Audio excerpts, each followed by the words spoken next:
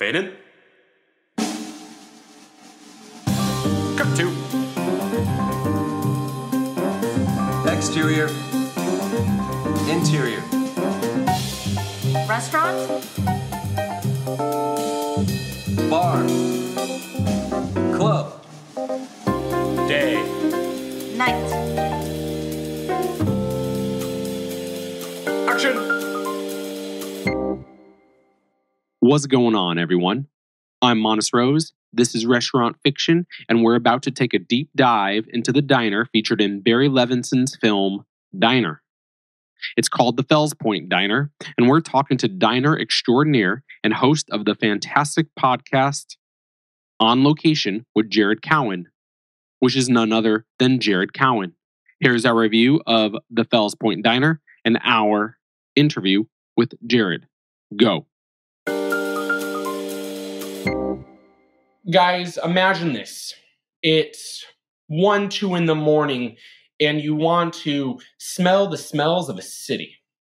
And what you get in terms of that olfactory sense is a smell of burnt hash browns. And if you follow that trail, like a trail of breadcrumbs, it will lead you to the Baltimore Greasy Spoon called Fells Point Diner. Now, let me tell you a little bit about Fells Point Diner. This is not your run-of-the-mill, farm-to-table, gentrified, millennial, whatever. This is a place where you could have any kind of color of collar. Your color can be a rainbow of colors, colors. Anyway, you don't have to wear a collar at all when you walk in. This is a place that stands the test of time. It's a place where it doesn't matter if the waitress knows your name or not, she's going to call you honey. And even if you say, take that, if you are too sensitive in this politically correct environment, trust me, she calls everyone honey. Everyone is honey. Kind of like babe. Because of that, you're not going to be judged when you walk in. The only time, I guess, when you will be judged is if you decide to eat every single menu item. And even when that happens, all you'll get is a round of applause. What attracts people to the diner? It's cheap. Free refills of coffee. Fries with gravy, which we'll get to in a moment. What are people talking about? They're talking about first dates.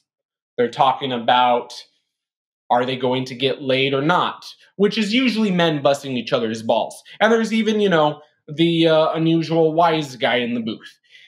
It's a place where you break bread. All right, let's get to the fries and gravy. That's really what you get at the Fells Point Diner. The Kennebics, which are the potato, they're crisp and unusually consistently golden. They're not the size of a steak fry, but not the size of a McDonald's fry. It's like that nice Goldilocks perfection with just a little bit of skin to make sure you know that they actually come from a potato. If you don't know what to get, guess what? It's a diner. It's a Baltimore diner. Just say the usual. Even if you don't even have a usual yet, it'll become whatever you order the usual. Just say the usual, and if piece of pie with an extra layer of cheddar cheese on top, that's what you get. That would become your usual. If you order a roast beef that you don't want to share, but you end up sharing it anyway, that will become your usual. So anyway, what is, though, the main reason what attracts you, what attracts us at Restaurant Fiction back and back to Fells Point Diner? Well, we could say it's the food, and we could say it's the ambience and the conversation. But what really attracts us is waiting for our song to play on that miniature jukebox sitting on our table while drinking a tepid cup of coffee. And like we said earlier, breaking bread with your fellow neighbors. Regardless if you like them or not, you still respect them, because we at Restaurant Fiction feel that is a lost art in today's society. So long live Fells Point Diner. All right, Jared, that was our little quick review. what do you have to add? What do you have to share? What is your review of Fells Point Diner from the fictional diner from the movie Diner, directed by Barry Levinson?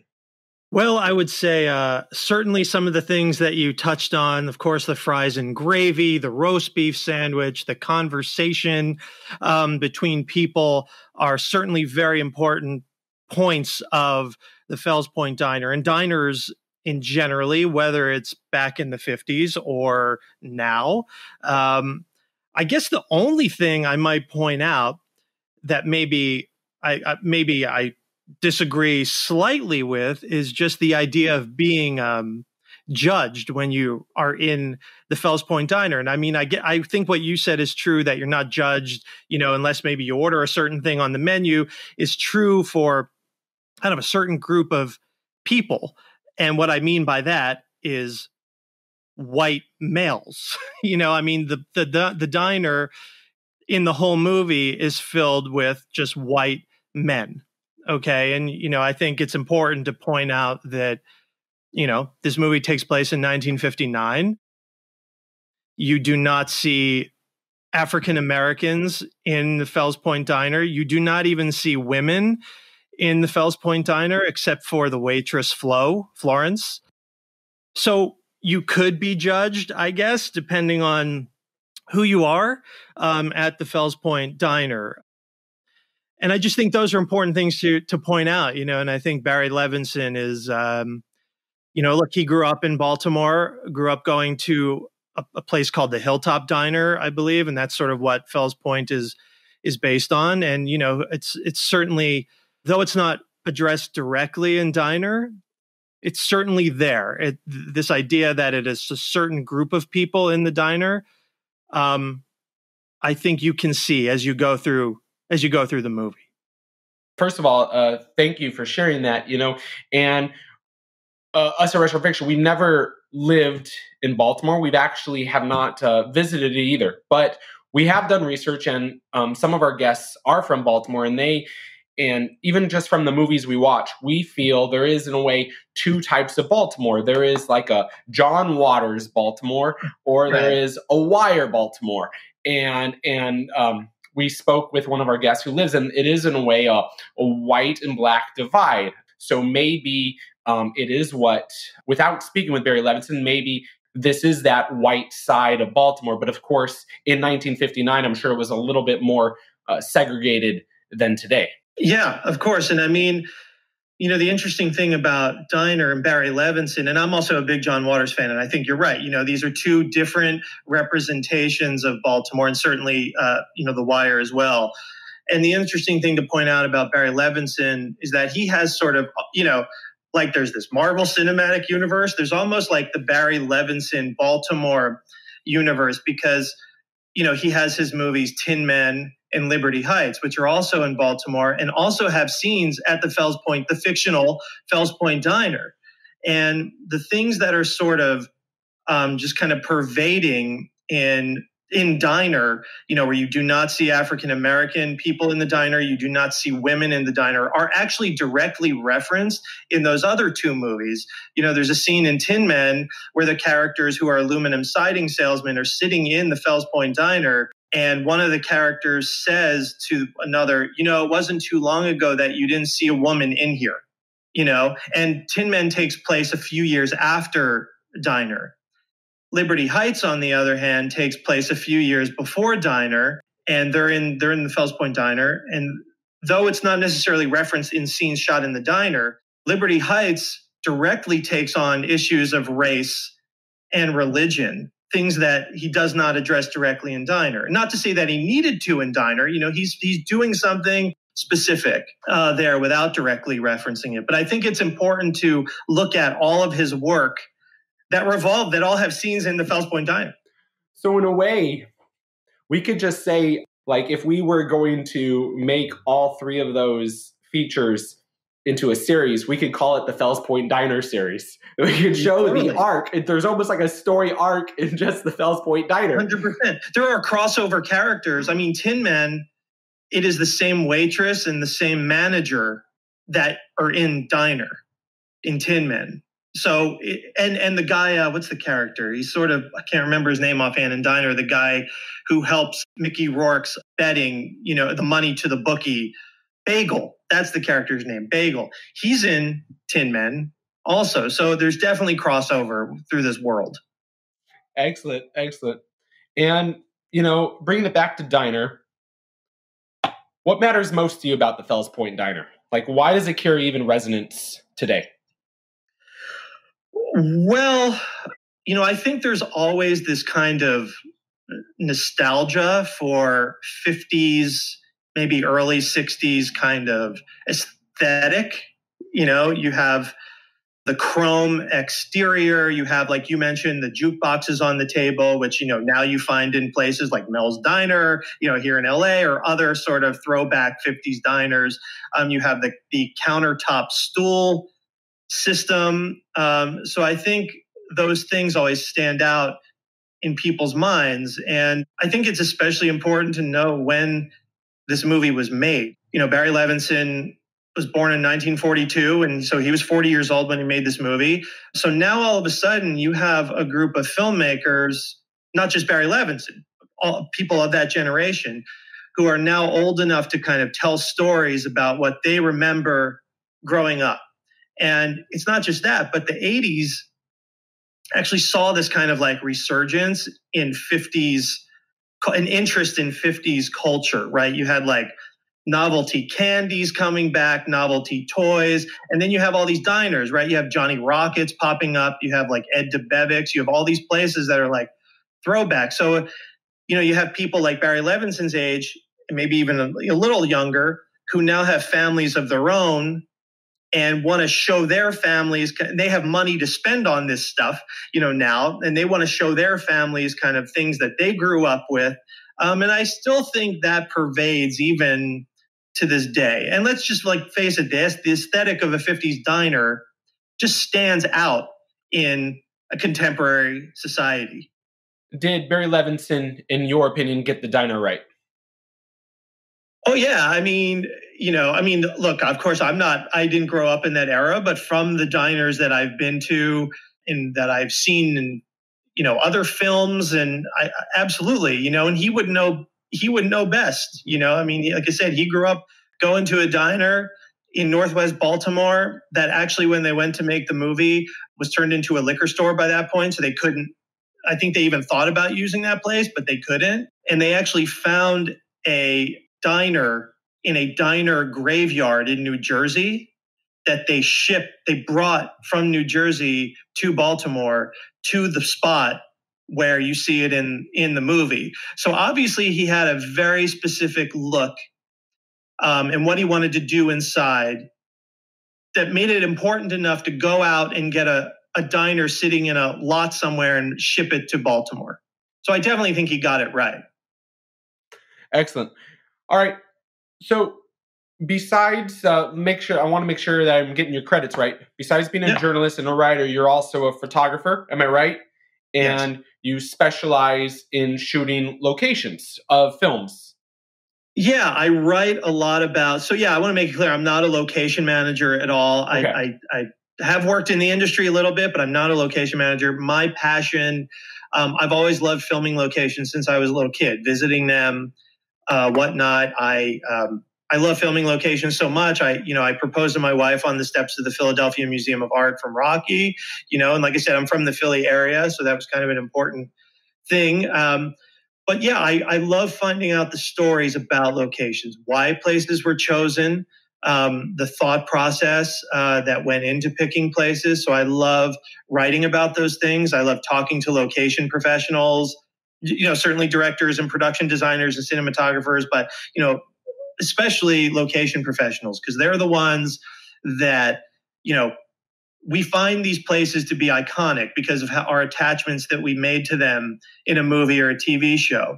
And most often, location professionals were the first people to find these places. And I don't think they always get the credit. A lot of times credit goes to the director, right? That's just what we associate it with. But, location professionals are responsible for so much of what we remember from a movie. And that's important to me. And then, yes, I love photographing these places as well. Excellent. Now, in your conversations and with the location professionals, and also with your own experience, what's needed to find the perfect restaurant or the perfect diner in a film? Yeah, I mean, just from talking to people, there's so many things that go into any location. When you're talking about a diner, of course, there are things that you want to know. Of course, like, first of all, what time period is this taking in? What type of diner does somebody want? Where it's located? Because, like I said, LA or Southern California may have a very specific type of coffee shop diner look than somewhere in the Northeast. So that's certainly one thing. But I think even beyond that, and talking with the production designer, having some familiarity about what director wants to do inside that diner, because as you can probably see from the Fells Point Diner, it's not big, right? It's a small place, which means what are you going to do with the camera? How much flexibility do you have to move around this place? And in diner, it's sort of perfect that you don't necessarily move around that much because these guys are sitting at a table, right? Because it's tight, you have the opportunity to get in tight with your camera on characters, but do you have a director that likes to move around the camera a lot? So that's a whole other thing that I think you need to take into consideration. Now, you already gave us what you're ordering at diners, but you can keep to diners or you can keep to restaurants in general. What is the Jared Cowan restaurant and diner tour of LA? So you're taking Restaurant Fiction. Where are we going? You can go breakfast, lunch, and dinner. Just give us your faves or go-tos. Yeah, I think for me, just because of my love of locations, I'd have to go to some places that are locations. I'd have to go, I think what I'd really like to show people, again, is that I think the 101 coffee shop from Swingers is really wonderful. Although it's changed, it's been renovated since they made Swingers quite a bit, but it still has that kind of mid-century look to it. I think that's a great place. One place I think I'd love to show people is, and I don't know if we'll eat there or not, but one place is downtown Los Angeles is a restaurant called Cicada. And Cicada was the fine dining restaurant in Pretty Woman, where she has the scene with the snails, right? The shell, flies away. It was called something different at the time, but what's interesting about that place is it's also the inspiration for the lobby in American Horror Story Hotel. So that season, they built, that's all a set, but they basically copied the restaurant for the lobby of the hotel. And actually the owner of the restaurant bought from the production some chandeliers that were created for the set, and he brought them to the restaurant. And those are hanging in the restaurant right now. Yeah, so if you ever get to go to Cicada in downtown LA, again, just to even pop in and look at it, you are going to be blown away. Now it's I guess a restaurant. It's a little bit more of a club. They do a lot of like 1940s kind of like swing night type things with big band stuff there. It's super cool. So those are probably like, a couple of the places I'd just really love to show people. Jared, where can everyone find you? Where can you be found and all that? And yeah. If people are interested in my podcast about filming locations, I interview people. I interview industry people about the movies they worked on site at the locations from that particular movie. So you can find that at onlocationpodcast.com. I do tours of filming locations. Of course, that's been, affected. Pandemic, of course, has affected that quite a bit. And also, jaredcowanphotography.com. I'm on Twitter. I'm on Instagram. So all those links are on the websites. And what's the podcast again called? The podcast itself is On Location with Jared Cowan, and the link to the website is onlocationpodcast.com. Jared, thank you. Thank you for everything. Thank you for teaching me. I've learned what Googie architecture means. Never heard of that. And for all of you either living in Los Angeles want to visit Los Angeles, that architecture is still around and it is fantastic. I mean, there are some old diners and buildings, condemned and not, that look like they're from the Jetsons. It's pretty cool.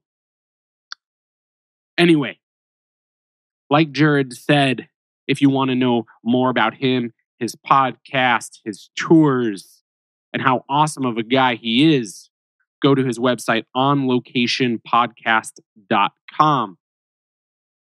You'll get all of his socials. Obviously, he said he's on Twitter. He's on Instagram. It's all there. As for us at Restaurant Fiction, all of our episodes are here. Rate, review us. Give us a shout out. If you want to comment of what your best part was, what was missing on either this episode or any previous episodes, let us know. We're still always improving. We're never perfect, and that is okay. That's just how life is. It's how we roll. All right. Once again, I'm Monis Rose, and as always, keep it real, keep it fresh, and keep it on the flip side. Cut to Exterior. Interior. Restaurant? Bar. Club. day. Night.